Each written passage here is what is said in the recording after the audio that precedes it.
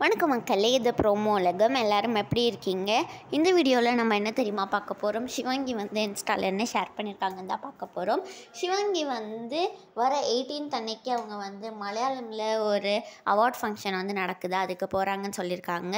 அதுக்கப்புறமா வேறு என்னென்னா, சிவாங்கி வந்து நம்ம டிசிடிசியில் சிவாங்கியோட அம்மாவுக்கு பதிலாக இப்போ வராங்கல்ல, அதோட ப்ரோமோ வந்து வந்திருக்கு மக்களே. இதை ஃபுல்லாக பாருங்கள் மறக்காமல் அப்படின்னு சொல்லி வந்து போட்டிருக்காங்க.